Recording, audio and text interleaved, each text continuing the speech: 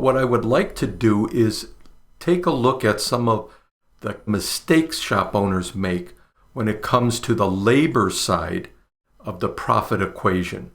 And along the way, I'm going to give you a few pointers on how to fix that. Hey, hello, fellow shop owners. Gerry Frank here from Maverick Shop Owners. And I wanted to spend some time over the next couple of videos talking about the labor side of our business. Okay, so let's jump in to the very first thing I often see with many shops. Now, a lot of shops spend a lot of time on the profit of the parts side of the business, the parts profitability, and rightly so. But they often completely ignore the other side of that equation, which is the labor side of the profitability. So one of the common things that I see is basically you simply don't sell enough labor. So let's start off with the first labor tip. Are you selling more labor than parts? See, I see often it's easy to sell parts, but sometimes we struggle with the labor side of it. Ideally, I'd like you to see 55% in labor sales, 45% in part sales. I believe that this is a really good indicator of how strong your sales staff is. The better the sales staff, the better the sales system that you're following, the more labor sales you get. Now, if you take a look at your numbers and you find that maybe you don't have this quite right, you're actually selling more parts than you are labor, let's talk about some strategies or some ways to improve that. Listen, we've all heard the phrase, what gets measured gets managed. And what I mean more importantly, what we focus on expands, right? So what you pay attention to, those problems usually get repaired. Those problems usually get fixed when it comes to a business. And the labor to parts ratio is no different. So print those reports, share them with your team, and make sure your team understands what the goal is, to sell more labor than parts. Now what I want you to do is print these reports out at every weekly meeting. You should be having weekly meetings. Very important in a shop when it comes to leadership, getting everybody on the same page. Simply print this reports and begin to start measuring your labor to parts ratio. I bet once you focus on that, you'll see those numbers start to improve. Number two, I think that you got to take a look at how we're selling diagnostics. Listen, cars are getting more and more complicated every day. And we have to make sure that the labor side, the diagnostic side of our testing is profitable. I suggest you use different levels, perhaps level 1, level 2, level 3. That's what I used in our shop. A level 1 was just a basic inspection, basic testing time, maybe just one service code, one trouble code. Specifically, we'll talk about that pesky check engine light. Now, if you did a code scan and the vehicle required more advanced testing, maybe you had multiple codes, we would quote a level 2 test, which was about twice the price of that level 1 test. And then for those extreme cases, level 3, for those really difficult jobs that you know the technician is going to spend quite a bit of time accurately diagnosing that vehicle. So make sure you're not shorting yourself when it comes to the testing or diagnosis side of the business.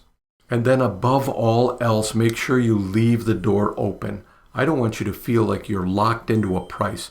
If you quote that customer, say $179 for a level 1 diagnostic procedure, don't feel you're locked into that. Make sure you as the service advisor, you as the business owner, you as the technician, all are accountable for your time. So make sure we pay attention to the time. A little tip that I used, and trust me, it's not going to break the bank. I think you all can afford $10. I would use a timer. And when I would dispatch the work, say a diagnostic job, a check engine light, I would set that timer for a specific time. Whatever time was quoted for the customer, whether it was 30 minutes or 1 hour. And then I would go ahead and set that timer. I wanted that technician to get back to me once that timer went off, right? So we've got 1 hour in the car. We quoted the customer 1 hour. I want to make sure that we don't exceed that hour. So just simply want the technician to get back to me. What do we know? Do we got it figured out? Are we going down the right path? And if it's going to take more than an hour, you need to get back to that customer and quote additional testing time. Another area, or an area I often see when it comes to labor profitability, is inaccurate labor margins. So let's talk about gross profit margin first and put a few targets in place so you know what we're aiming at.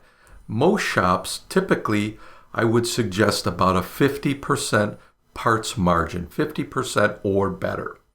Now this applies for most general auto repair shops. If your shop is a specialty shop or perhaps just sells tires, then this may not apply to you. But for most shops across the country, a good target for parts is 50%, give or take a few points. Now when it comes to the labor side, it's a little bit more tricky to calculate, and we'll get into that in just a moment. But a kind of a standard or a goal I would like you to take a look at would be right about 65% gross profit margin on labor. When that number starts to exceed 65%, I start to think there's something wrong with the way it's being calculated. More than likely your technician cost is not correct. We'll get into that in just a moment. Overall, that leaves the shop with the overall gross profit margin somewhere between 55 and 65%. You should see this on all your management reports, your business summary in Mitchell, your end of day report in TechMetric, whatever management software you're using. Look to see what your overall gross profit margin is. And then look into the detail side of it. What are my parts margins and what are my labor margins? Because often what I see, labor margins can skew and report inaccurate gross profit margins for the shop. Before we dig too deep into margins, let's talk about how margins are calculated. I couldn't do a video series without working a little math in. So simply sales minus cost of goods. Remember, we sell really two things, parts and labor.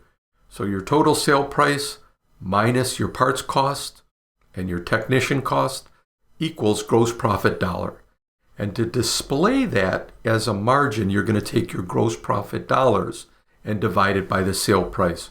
So a quick example of how this looks like. In this example, we have a sale of $300, a cost of $130.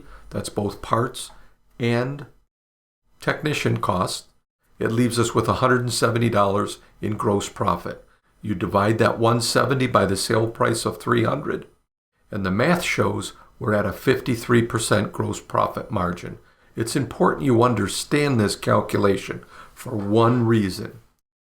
Cost plays a role in gross profit dollars and gross profit margins. So it's really accurate that we get our costs, both on parts and on labor, correct for this equation to be accurate. So let's talk about why this is so important. Is gross profit margin or gross profit dollars a key performance indicator you track?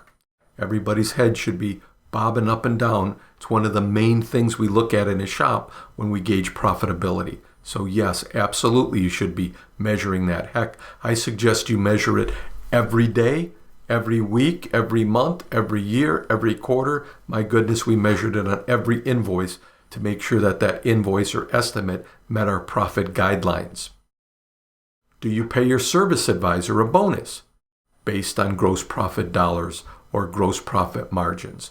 Many shops do. Super important that you get this number correct so your compensation can be reflected accurately. And without labor costs, here's the kicker. Without accurate labor costs, I'm telling you, your management software is lying to you. Let's look at a few examples to prove this point. Remember I said 50% on parts, 65% margins on labor is kind of what I'm looking for. In this example, you can see, hey, overall, the shop's doing 54.32, 55%, call it gross profit margin. But I'm telling you, the management software is lying. The parts sales are under our goal at 34%, and the labor margins are overstated at 80%. You can bet on it. Let's look at another one. In this example, you can see the parts margins are a dismal 25%, and the labor margins my goodness, are 93%. Overall, the shop owner might be thinking he's got a 48% gross profit margin. But I'm telling you, it's not true. If you do the math, $237,000 in labor sales minus the profit of $222,000 for the entire year, this report is showing that this shop owner only paid his technicians, all of them, for the entire year, $15,000. And of course, my all-time favorite, this shop owner is crushing it. He has 100% gross profit margin on labor. In other words, he didn't pay his technicians anything for this time period. His technicians are working for free. Again, garbage in, garbage out. So it's really important, if you're tracking gross profit margin and gross profit dollars, that you get this labor cost correct. Okay, well that's it for video 1. Now in the next video, I'm going to show you exactly how to calculate your actual technician cost.